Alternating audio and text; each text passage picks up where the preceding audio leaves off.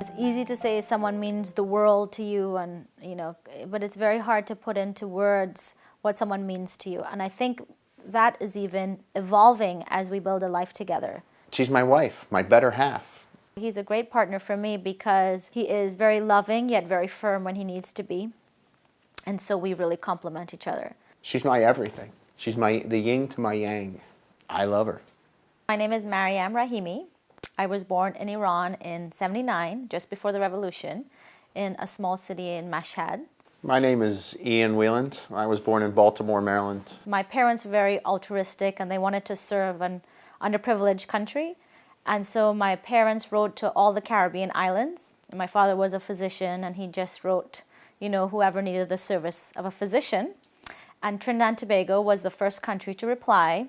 And my dad picked up his entire Middle Eastern family, and we went and we lived in Trinidad and Tobago, where I was raised for 17 years. And later I came to the U.S. to pursue my education. My parents I lived the American life. 4 kids, we played sports. My mother took care of the house, worked out of the house. My father, was out working all day, and we'd come home. We'd come home to a home-cooked meal on the table. That's just how we grew up.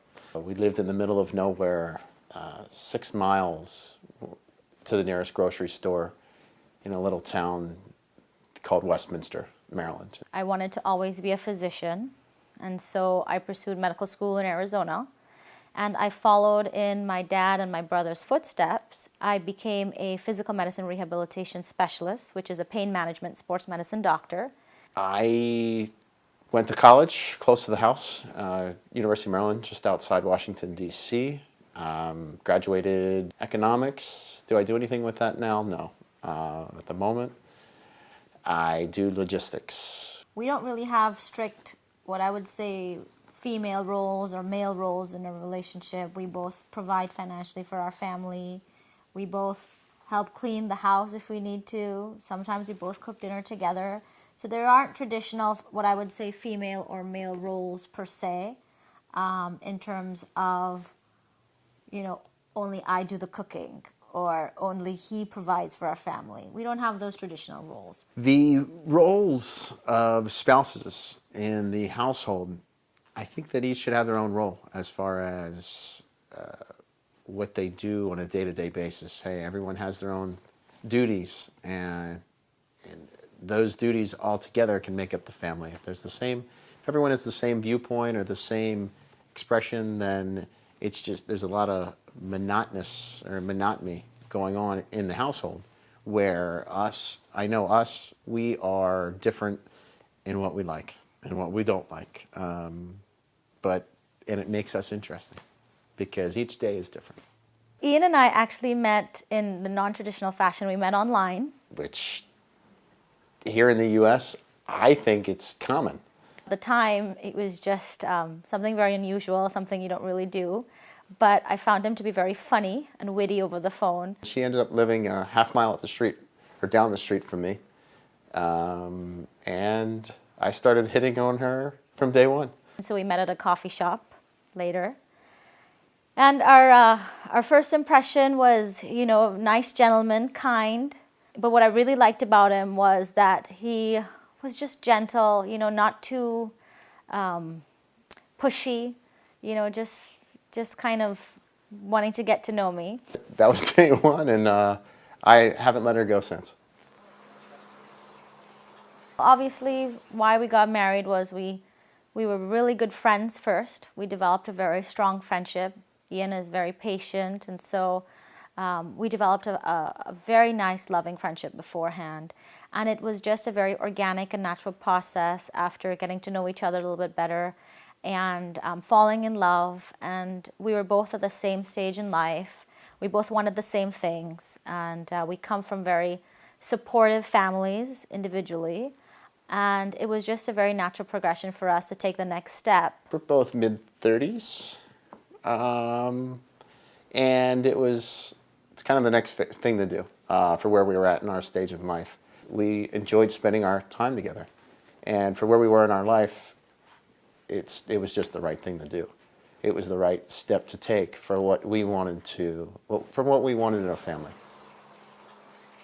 I think we resolve conflict in very different ways. We're different people. Like you said, he could go to bed and we can address it the next day. And like he suggested, I think that's a feminine characteristic. I don't think that's necessarily Persian, but I want to kind of talk it out and kind of not go to bed upset. One of the good things that we do, however, is that we are quick to forgive in our relationship. So we let things go very easily. And I think we can either, the argument can last for a little bit or not, but we let things go very readily. We don't hold grudges, I think, and that allows us to move forward, because it's naive to think that relationships aren't without arguments. You know, that's just, you argue with anyone that you are close to and that you live in close quarters with. But we resolve them pretty quickly, and if we don't, we let it go. We let things go. I think Ian really picks his battles a lot too. You know, not. That's a good point. That's a good point. There are many battles that can be chosen, and at the end of the day, what is some of it? You got to ask yourself, is it really worth it?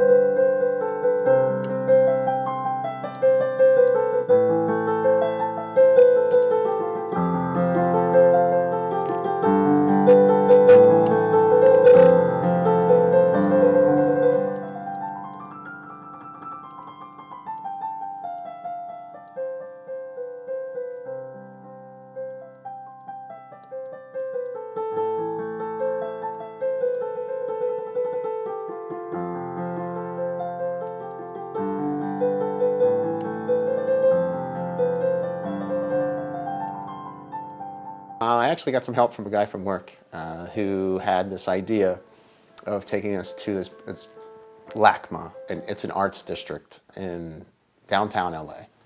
And we had gone out to eat, and I'm just shaking the whole meal. And I'm trying to stretch this meal out. Like, I've got to stretch it out because I have people coming on the other end that are like setting up. They're texting me, they're setting up. Needless to say, I need to make the meal to be 2 hours long.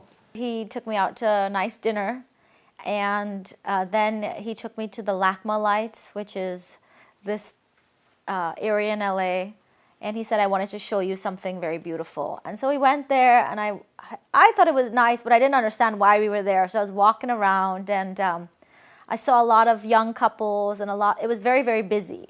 When I noticed, how pretty the area was, I started to ask him to take pictures of me, because, that's what we do. I was like, take a picture of me. I had hired these musicians to come down there. Well, she wants to start talking to the musicians. And my friends are like hiding around there. I had a camera person who was one of my friends' sister. She's taking pictures of me, taking pictures. We're getting ready to talk to this music people. And I remember thinking how beautiful the music was.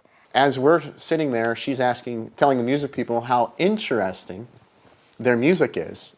The security guard is walking up to the musicians and saying, what the heck are you doing here? You guys got to leave. You're not supposed to be here. Where's your permit? I about lose it at this point. I know I know the people around watching me. I know the musicians are ready to get kicked out.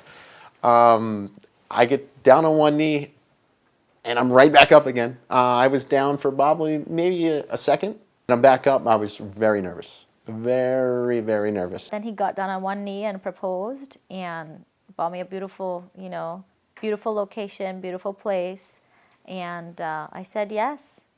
Very simple. So we have really nice memories.